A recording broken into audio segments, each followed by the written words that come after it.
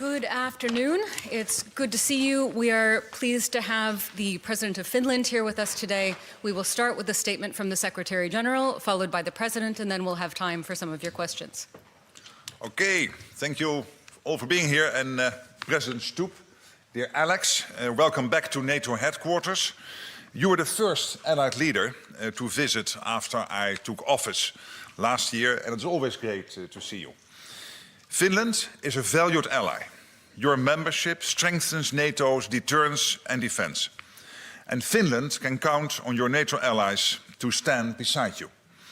Finland has always recognized the importance of security, and you know what it takes to deliver it. You spent over 2.4% of GDP on defense last year and will spend over 2.7% this year. And together with Sweden, you are establishing a new NATO forward land force in Finland that will further reinforce NATO's posture. And of course, I welcome the new multi-corps land component command in Mikkeli, which will plan, prepare and run the activities of NATO land forces in Northern Europe. Finland contributes to air policing over Iceland this February and Romania last year. And most recently, you deployed a counter-drone detachment in support of Denmark. You also contribute to Baltic Sentry, which we launched in January in Helsinki to address threats to our critical undersea infrastructure.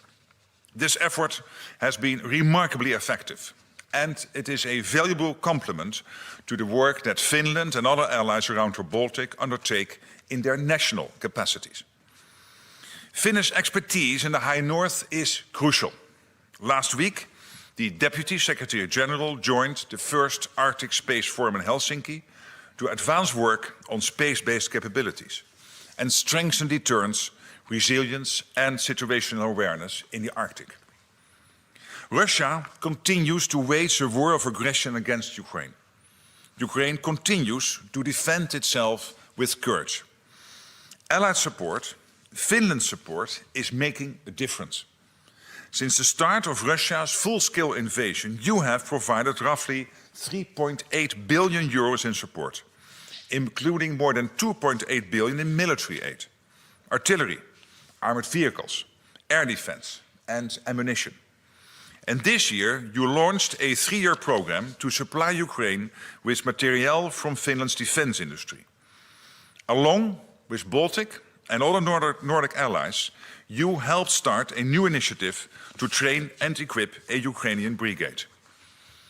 And you recently committed 100 million euros to the prioritized Ukraine requirement list, PEARL, enabling the delivery of urgently needed military equipment from the United States to Ukraine. Economic pressure also matters. The latest European sanctions, along with US and UK measures against Russia's largest oil companies, will further constrain the Kremlin's war machine. Deterrence and defense are the bedrock of our security. Together, we are demonstrating readiness and resolve. We are making sure that more capabilities are available whenever and wherever needed, on land, at sea and in the air. And we are working with industry to secure the technology, systems and ammunition required to defend every inch of Allied territory. Our priorities are clear: to deliver on Allied defense spending, to boost defense industrial capacity, and to maintain our unwavering support to Ukraine. So Alex, thank you for your friendship, your leadership, and for Finland's steadfast commitment to our common security. The floor is yours. Thank you very much, Mark. Always nice to be here, albeit I think we message or call each other quite a few times a week, but it's always good to see you live. Today we focused on two things. The first one was how to support Ukraine in defense of Russia's war of aggression. And the second one was how to strengthen our defense and deterrence of the alliance. Of course, Russia continues to bomb civilian infrastructure and civilians and shows absolutely no signs of real willingness to come to the negotiating table. And that's why we firmly believe that we need to do two things right now. The first one of which is to increase sanctions, and the second one is to further support Ukraine militarily and economically. Ukraine's urgent needs must be met, just like the Secretary General just said. We've sent 30 packages to Ukraine. On top of that, we have decided to join the Nordic-Baltic Pearl package with 100 million euros, which the Prime Minister and the government announced a few weeks back. We have also recently launched the Shelter Coalition to help protect Ukrainian civilians. Russia, of course, believes that they can wear us down if they just keep on sending more and more troops to the front line. But I firmly believe that they are mistaken. The Pearl mechanism and the scaling up of our defense industrial bases are proofs of that. Ukraine's financial needs for the coming years must also be tackled urgently. It's obvious that Russia will remain a long-standing threat to security and stability of Europe, even after the war in Ukraine is over. NATO and Europe needs to continue to strengthen our defenses to respond to these threats. The defense spending commitment made in Hague is an important part of this, and we need greater European investment in defense, and Finland will of course play its part, and we expect the same from our allies. As you will know, Finland does have one of the largest militaries in Europe. Lately, Russia has tested the alliances and the EU's unity and resolve by using means of hybrid warfare. We need to strengthen our societies and capabilities, but also keep our cool heads. Acting united, we can do this. And if I may humbly recommend that we all react to these things in the Finnish way, which means not only cool heads, but also sisu, which is grit and perseverance. So you don't need to overreact to anything that happens, because this is unfortunately the new normal, and what Russia is trying to do is to destabilize our societies through information and other campaigns. And as the Secretary General mentioned, our integration to NATO is moving ahead according to plans, including the Land Component Command, which I visited in Mikkeli only a few weeks back, met some of the new staff from, for instance, Denmark and the United Kingdom there. And we also have started work on building FLF Finland, and the work continues as planned. We will continue to contribute to the implementation of NATO's deterrence and defense in the North. Always nice to see you. Thank you very much. All right, we'll start with some questions. The second row here, Ilta Sanomat. Thank you. First, Mr. Secretary General, an explosion of some kind destroyed a railway track in Poland on Sunday. According to Poland, it was an act of sabotage. What is known about this, and was it sabotage? And secondly, our president, you said in the spring that we should mentally prepare for the fact that relations with Russia will be opened at some point. When could this become relevant, and has Russia given any signals regarding this? Thank you. On your first question, let me say that, of course, we are in close contact with the Polish authorities, NATO, Poland, intensely in contact on this. And, of course, we now have to await the outcome of the investigation. On your questions on when to open the contacts, I think in diplomacy, timing is always of essence. Right now, the time is to increase the pressure on Russia, both militarily and financially. Usually, I'm a realistic optimist, but to be quite honest, I don't see an end to this conflict this year. The earliest we can get into the negotiating table would be sometime in February, March, but that is for President Zelensky to decide. As far as contacts from European leaders is concerned, there should be no solo acts. That is exactly what Russia is trying to do. So if one European leader were to be in contact, with his or her Russian counterpart, it would have to be closely coordinated. Okay, we'll go to the second row, Reuters. Thank you so much, Lily Bayer from Reuters. I have a question for each of you. Secretary General, over the past weeks, we've seen quite a few drone incidents in Belgium over airports, over sensitive installations. Is NATO providing any support to Belgium with these drone incidents? And what is your latest assessment in terms of attribution and risk of these particular incidents? And then, Mr. President, this morning, the Commission President, Ursula von der Leyen, sent a letter to leaders along with an options paper on financing Ukraine for the next 2 years. What is your message on these options? In particular, what is your message to the Belgian authorities since you're here in Brussels today? Thank you.